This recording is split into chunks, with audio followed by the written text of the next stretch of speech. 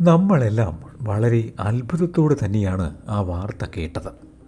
നമ്മുടെ രാജ്യത്തു നിന്നും വളരെ അകലെയായി സ്ഥിതി ചെയ്യുന്ന എത്തോപ്യ എന്ന കിഴക്കൻ ആഫ്രിക്കൻ രാജ്യം, അവിടെ നടന്ന ഒരു അഗ്നിപർവ്വത സ്ഫോടനം അത് നമ്മുടെ രാജ്യത്തിൻ്റെ വ്യോമ ഗതാഗതത്തെ ബാധിച്ചിരിക്കുന്നു എന്നത് അമ്പരിപ്പിക്കുന്ന ഒരു കാര്യം തന്നെയായിരുന്നു. 12,000 വർഷത്തോളം സജീവമല്ലാതിരുന്ന ഹൈലി ഗുബി എന്ന അഗ്നിപർവ്വതം പൊട്ടിത്തെറിച്ചപ്പോൾ 4,000 കിലോമീറ്ററുകൾ അകലെയായി സ്ഥിതി ചെയ്യുന്ന ഇന്ത്യൻ തലസ്ഥാനം ഡൽഹിയിലേക്കും തുടർന്ന് ചൈനയിലേക്കും വരെ അതിൻ്റെ അവശിഷ്ടങ്ങൾക്ക് ഇത്ര ദൂരത്തോളം എങ്ങനെയാവും എത്തപ്പെടാനായത് എന്നതും എന്തുകൊണ്ടാണ് ഇതിൻ്റെ സഞ്ചാരപാതയിലെ വിമാന സർവീസുകൾ തടസ്സപ്പെട്ടത് തുടങ്ങിയ കാര്യങ്ങളും ഭൗമപാളികളുടെ വേർപെടലും വോൾക്കാനിക് എറപ്ഷനും തമ്മിലുള്ള ബന്ധം എന്തെല്ലാം എന്നതും വിശദമായി തന്നെ നോക്കാം. ഹൈലി ഗുബി അഗ്നിപർവ്വതം പൊട്ടിത്തെറിച്ചതോടെ പ്രധാനമായും പുറന്തള്ളപ്പെട്ടത് ലാവ ആയിരുന്നില്ല, പുകയും ഗ്യാസുമാണ് പുറത്തേക്ക് വന്നത്. ഇതിൽ സൾഫർ ഡൈ ഓക്സൈഡാണ് പ്രധാന ഘടകം. പാറ, ഗ്ലാസ്, ലോഹങ്ങൾ എന്നിവയുടെ നേർത്ത ഘടകങ്ങളും ഇതിൽ ഉൾപ്പെടുന്നു. അവശിഷ്ടങ്ങളിൽ ഭാരമുള്ളവ അഗ്നിപർവ്വതത്തിന് സമീപത്ത് തന്നെയായി നിലം പതിക്കുകയും ചെയ്തു. ചാരവും പൊടിയും സൾഫർ ഡൈ ഓക്സൈഡും വാതകങ്ങളും പാറ, ഗ്ലാസ് എന്നിവയുടെ അതിസൂക്ഷ്മ തരികളും ഉൾക്കൊള്ളുന്ന പുകപടലം ഒരു പുകമേഘ രൂപത്തിൽ സംഭവം നടന്ന സ്ഥലത്തിനും 45,000 അടി ഉയരത്തിലേക്ക് വരെ, അതായത് 14 കിലോമീറ്റർ ഉയരത്തിലേക്ക് വരെയാണ് ചെന്നെത്തിയത്.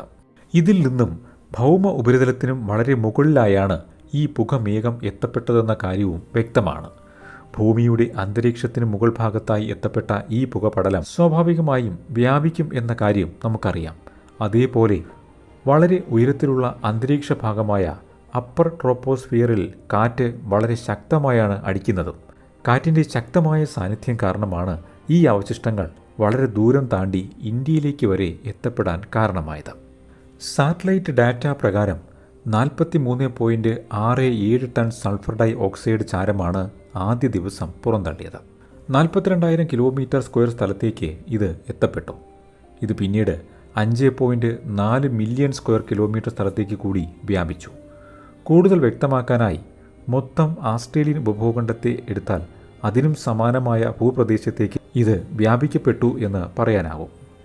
ഇന്ത്യയിലേക്കുള്ള ഇതിൻ്റെ സഞ്ചാരപാത ചെങ്കടൽ വഴി യമൻ, ഒമാൻ, പാകിസ്ഥാൻ, അവിടെ നിന്നും ഇന്ത്യയുടെ പടിഞ്ഞാറൻ മേഖലയായ ഗുജറാത്ത്, രാജസ്ഥാൻ, അതുവഴി ഡൽഹി, UP എന്നിവിടങ്ങളിലേക്കും പിന്നീട് അയൽ രാജ്യം ചൈനയിലേക്കും പസഫിക് മേഖലയിലേക്കും വരെ എത്തിച്ചേരും. സ്വതവേ മോശമാണ് ഡൽഹിയിലെ വായു ഗുണനിലവാരം. അതിനാൽ തന്നെ ഈ പുകമേഘങ്ങളെ ആശങ്കയോടെയാണ് നമ്മുടെ രാജ്യം നോക്കിക്കണ്ടത്.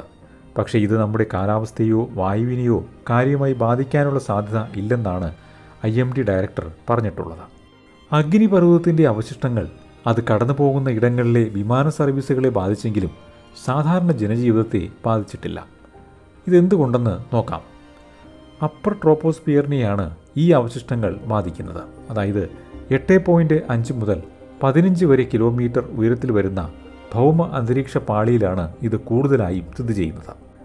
ഇത്ര ഉയരത്തിലായതിനാൽ മനുഷ്യർക്ക് വലിയ തോതിൽ ഇതിൻ്റെ ദോഷഫലങ്ങളെ നേരിടേണ്ടതായി വരുന്നില്ല. മാത്രമല്ല ഇതൊരു താൽക്കാലിക അവസ്ഥയുമാണ്. അതേസമയം താൽക്കാലികമായെങ്കിലും വിമാന സർവീസുകൾക്ക് ഈ പുകമേഘങ്ങൾ ഭീഷണിയാകാനുള്ള സാധ്യതകളും നിലനിൽക്കുന്നുണ്ട്. ഇന്ത്യ ഉൾപ്പെടെയുള്ള ഏഷ്യൻ രാജ്യങ്ങളിലെ വിമാന സർവീസുകൾ റദ്ദ് ചെയ്യാനും വഴിതിരിച്ചുവിടാനും ഈ പുകമേഘങ്ങൾ എന്തുകൊണ്ട് കാരണമായി എന്ന് നോക്കാം. ചെങ്കടൽ വഴി യമൻ, ഒമാൻ, പാകിസ്ഥാൻ, ഇന്ത്യ എന്നിവിടങ്ങളിലേക്ക് അഗ്നിപർവ്വത സ്ഫോടനത്തിൻ്റെ അവശിഷ്ടങ്ങൾ അടങ്ങിയ പുക വരുന്നതിൻ്റെ ഉപഗ്രഹ ചിത്രങ്ങൾ ലഭ്യമായതോടെയാണ് ബാധിക്കപ്പെട്ട മേഖലകളും വിമാനത്താവളങ്ങളും ഒഴിവാക്കാൻ വിമാന കമ്പനികൾക്ക് director general of civil aviation മുന്നറിയിപ്പ് നൽകിയത്. ഭൂമിയുടെ ഉപരിതലത്തിൽ നിന്നും 8.5 മുതൽ 15 കിലോമീറ്റർ ഉയരത്തിലായി സ്ഥിതി ചെയ്യുന്ന അപ്പർ ട്രോപ്പോസ്ഫിയർ ഭൗമ അന്തരീക്ഷ പാളിയിലൂടെയാണ് പുകമേഘങ്ങളുടെ സഞ്ചാരം. ദീർഘദൂര വിമാനങ്ങൾ സഞ്ചരിക്കുന്നതും ഇതേ ഉയരത്തിലാണ്, അതായത് 10 മുതൽ 14 കിലോമീറ്റർ വരെ ഉയരത്തിൽ. പുകമേഘങ്ങളുടെ സഞ്ചാരപാതയിൽ ഒരു വിമാനം എത്തപ്പെട്ടാൽ അത് എഞ്ചിൻ തകരാറുകൾ ഉൾപ്പെടെയുള്ള അപകടങ്ങൾക്ക് കാരണമായേക്കും. കാഴ്ചയെ മറയ്ക്കാനുള്ള സാധ്യതയും നിലനിൽക്കുന്നു. പുകപടലങ്ങളും അതിലെ ഗ്ലാസ് പോലുള്ള ചെറിയ പാർട്ടിക്കിളുകളും എയ്റോപ്ലെയിനിൻ്റെ എഞ്ചിനുകളിലെത്തിയാൽ ഉരുകാനും അതുവഴി കേടുവരാനും കാരണമാകും. ശക്തമായ ഫിൽട്രേഷൻ സംവിധാനം വിമാനങ്ങൾക്ക് ഉണ്ട് എന്നതിനാൽ അതിലെ വായു യാത്രക്കാർക്ക് വലിയ പ്രശ്നം സൃഷ്ടിക്കുന്നില്ല.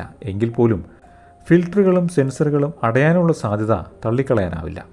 ഇതുവഴി ദോഷകരമായ ചില വാതകങ്ങൾ ഫിൽട്ടർ ചെയ്യപ്പെടാതെ കിടക്കാനുള്ള സാധ്യതയും ഉണ്ട്.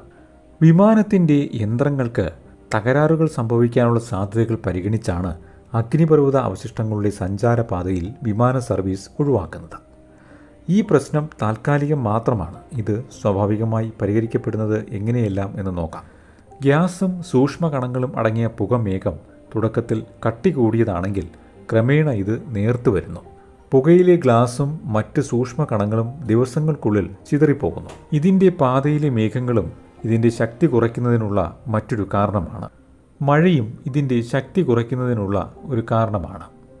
നൂറ്റാണ്ടുകളായി സജീവമല്ലാതിരുന്ന ഈ അഗ്നിപർവ്വതം ഇപ്പോൾ ഇത് പൊട്ടിയതിന് പിന്നിലെ കാരണങ്ങൾ എന്തെല്ലാമെന്ന് നോക്കാം. കിഴക്കൻ ആഫ്രിക്കൻ റിഫ്റ്റിന് വടക്കേ അഗ്രത്തായി സ്ഥിതി ചെയ്യുന്ന ഒരു ജിയോളജിക്കൽ ഡിപ്രഷൻ മേഖലയാണ് അഫാർ റീജിയൻ. ഇവിടുത്തെ ഭൂമി ചുറ്റിനുമുള്ള പ്രദേശങ്ങളെ അപേക്ഷിച്ച് താഴ്ചയിലാണ് സ്ഥിതി ചെയ്യുന്നത്. ഇതിനെപ്പറ്റി ജിയോളജിക്കൽ ഡിപ്രഷൻ മേഖല എന്ന് പറയാനുള്ള കാരണം, ഭൂമിയിൽ വെച്ച് ഏറ്റവും അധികം ടെക്ടോണിക്കൽ ആക്റ്റീവായ പ്രദേശം കൂടിയാണ് ഇവിടം. ഇതിൻ്റെ ഭാഗമായാണ് ഹെയ്ലി ഗുബി സ്ഥിതി ചെയ്യുന്നത്. അതേപോലെ തന്നെ എടുത്തു പറയേണ്ട ഒരു കാര്യമാണ് ആഫ്രിക്കൻ അറേബ്യൻ പ്ലേറ്റുകൾ വേർപെടുന്ന പ്രക്രിയ നടക്കുന്ന കിഴക്കൻ ആഫ്രിക്കൻ റിഫ്റ്റിൻ്റെയും ഭാഗമായാണ് ഈ അഗ്നിപർവ്വതം സ്ഥിതി ചെയ്യുന്നത് എന്നത്. ഇത്തരത്തിൽ രണ്ട് ഭൗമപാളികൾ വേർപെടുന്ന പ്രക്രിയ സംഭവിക്കുന്ന ഒരു പ്രദേശത്തായി ഒരു അഗ്നിപർവ്വതം നിലനിൽക്കുന്നു എന്നതും ഇത് പൊട്ടിത്തെറിക്കുന്നതിനുള്ള സാധ്യതകളെ കൂട്ടുന്നു.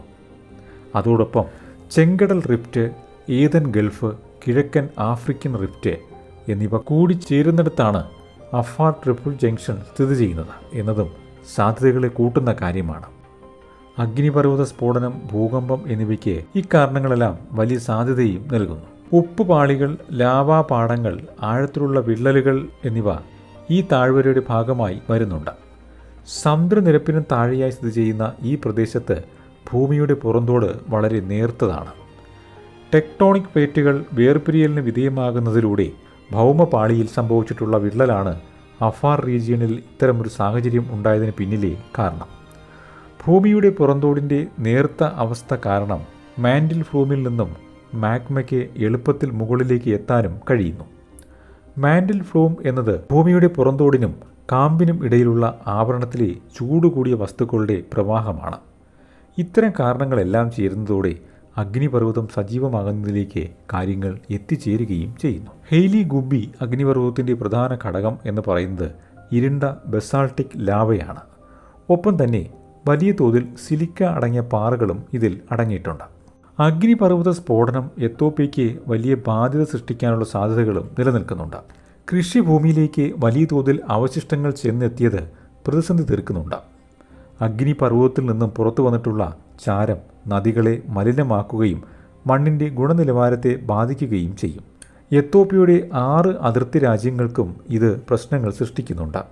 ഈ വോൾക്കാനെ കേന്ദ്രീകരിച്ചുള്ള അഡ്വഞ്ചർ ടൂറിസവും തൽക്കാലത്തേക്ക് നിർത്തിവെക്കേണ്ട അവസ്ഥയാണുള്ളത്. അഗ്നിപർവ്വത സ്ഫോടനം പ്രകൃതിയുടെ ഒരു സ്വാഭാവിക പ്രതിഭാസമാണ്. അങ്ങകലെ എത്യോപ്യയിൽ നടന്ന വോൾക്കാനിക് എറപ്ഷൻ ഇങ്ങ് ഇന്ത്യയിൽ പോലും പ്രതിസന്ധി സൃഷ്ടിക്കുന്നു എന്നതും ചിന്തിക്കേണ്ട കാര്യമാണ്. പ്രകൃതിയിലെ ഏതൊരു മാറ്റത്തിനും ദൂരവ്യാപകമായ ഫലങ്ങളെ സൃഷ്ടിക്കാൻ സാധിക്കും എന്നതും ഇതിൽ നിന്നെല്ലാം മനസ്സിലാക്കാനാവും.